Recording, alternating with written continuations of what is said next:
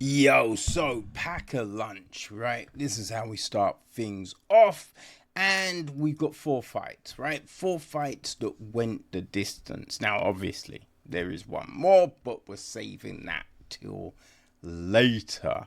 So everything started off here with our second fight of the night, right? It was the ladies and the flyweight. We had Dione Barboza against Karine Silva, and this was the craziest fight on the night, right? The fact because the decision was nuts. The decision makes no sense whatsoever, right? Barbosa did a really good job in the first two rounds, you know. Silva's trying, right? She's landing some kicks, all of that, but Barbosa gets the takedown in the first, and man, she's doing a great job, of control, looking for a rear naked choke, not able to get that, but in the closing second, she locks in an armbar, and you're just like, if literally she had got it at the start of the 10, probably would have got the tap, right?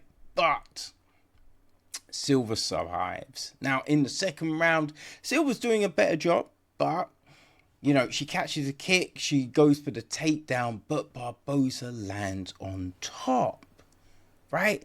Barbosa lands on top, and so she's doing her thing, you know? Could control all of that. Now, in the third round, you can see Barbosa's kind of tired, right? Barbosa's kind of tired. Silva is doing a lot better. Landing well, gets a takedown, in control. Now, I think when everyone, you know, at the end of the fight, right, they're standing there with the ref.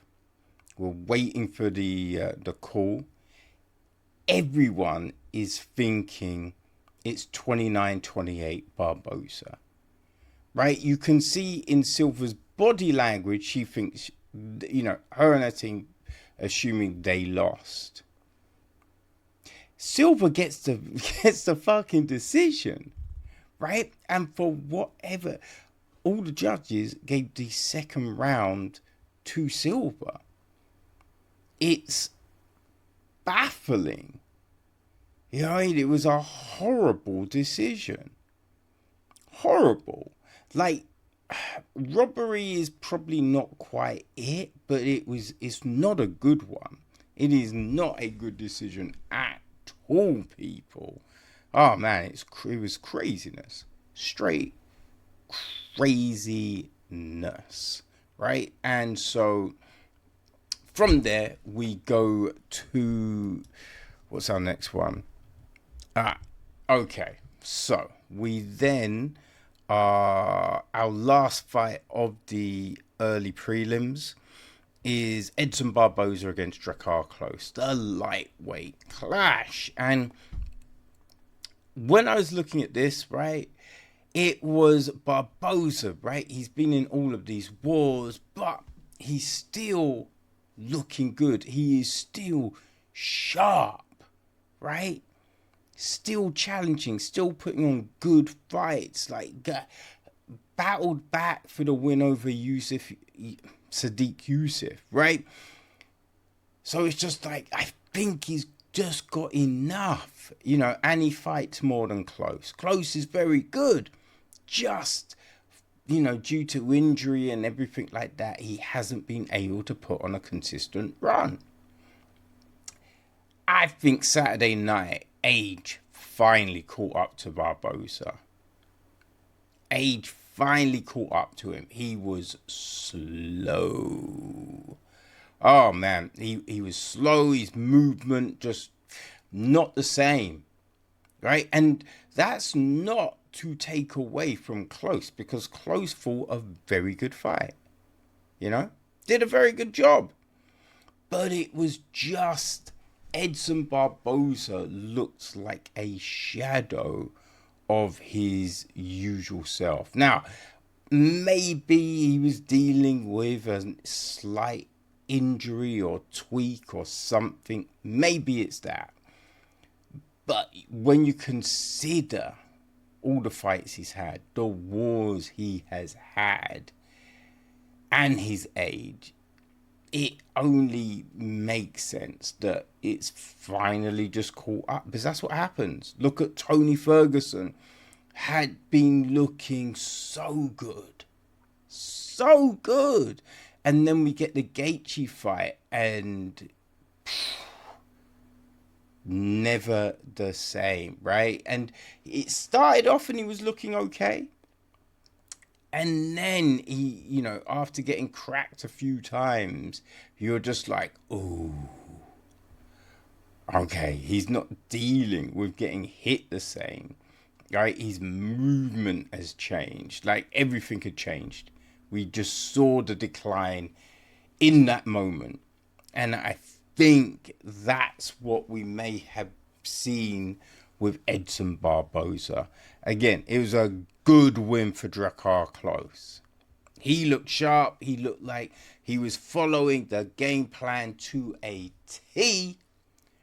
But I think it's no longer Edson Jr. Barboza, right?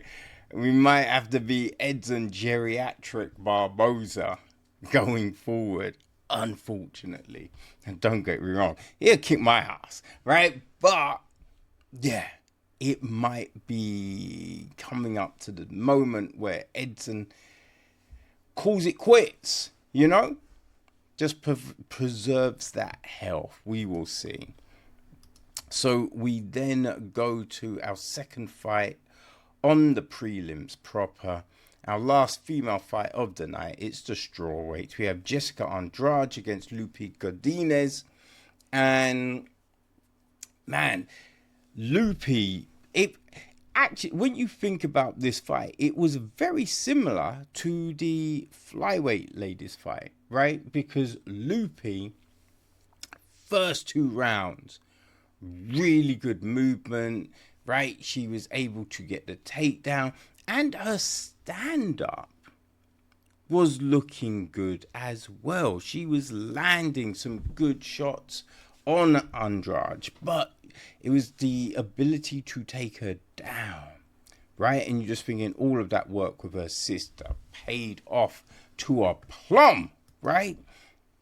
But then in that 3rd round, she was tired, right? Andrade just came on strong, mad pressure in that 3rd round, right? Godinez not able to get the takedown. You know, Andrade got a takedown. She was just, you know, did her thing in the 3rd, right? But Godinez stayed safe, you know, didn't get into too crazy situations, but definitely won that 3rd round, you know? And, hey, Godinez, you know, she did her thing, right? She, as I said, did a great job in the first 2, right? A little tired, right? So there are things to work on, but biggest win of her career, you know? And, hey, it's only upwards for her. Now, obviously, she needs to work on a few things, make sure she does not get tired in the 3rd round. Because if you're fighting someone like, my God, my mind is completely blank on the strawweights. But, right, anyway, she's fighting one of the top echelon strawweights. She'll get fucked up in that 3rd round. You know what I mean? So she needs to work on that. But we're seeing good things from Loopy Godinez, man. So it'll be interesting to see who is next. Because once you've beaten the former champion, yeah, I mean, there's no... I mean, it's not really easy fights as it is, but there's definitely no easy fights now for Godinez. So let's see what happens next. And we end on, right, the well, this is the second. I was gonna go, what do you call the fight before the featured fight? I don't think there's a name for it, really, is there? It's just the second fight of the main card, right? We had Jared Cannonier against Michael Page at middleweight, and boom, this fight, right? Michael Page's movement was the huge one here. He was in and out, landing great kicks, landing his jab, and you know, as the fight went on, he's getting more comfortable, he's landing combinations, you know, some good knees. It's doing all of this, right? And avoiding Cannonier. Cannonier landed a few good shots, right? But we did have that issue, you know, and we've spoken about it. Spoke about it on the preview. There are times when he doesn't throw enough volume. And I think that was the big one here. Because you're not going to land on MVP with single shots. But you throw a long combination and you might catch him with the third, fourth, fifth. You know what I mean? But he wasn't able to do that. Now, in the third round, he is able to capitalize because MVP, you know, he's super loose now, right? Everything has been going super well for him. He went for a Superman punch, right? He was nowhere close to Cannonier, right? He did not come close to landing it. He's off balance. He goes down, and Cannonier just jumps on him, right? Doesn't have to shoot, doesn't have to extend any energy to get a takedown because MVP's on the ground. So he, you know, jumps on him, gets on top, and then just controls MVP. Controls him, which is crazy, right? And the funny thing being, because, you know, Cormier was talking about how a training partner of MVP came to Cormier's academy and was a really good wrestler, right? So he's just like, well, MVP is getting some good work. And he, at the start of the fight, right, he's stopping takedowns. He did a very good job with that. But when he was on his back, just didn't seem to have a clue about getting back up, right? And he might go, oh, I knew how to get up. I was just, you know, I felt I was safe. But I'm just like, it does not look good. It doesn't look good being on the floor, someone on top of you.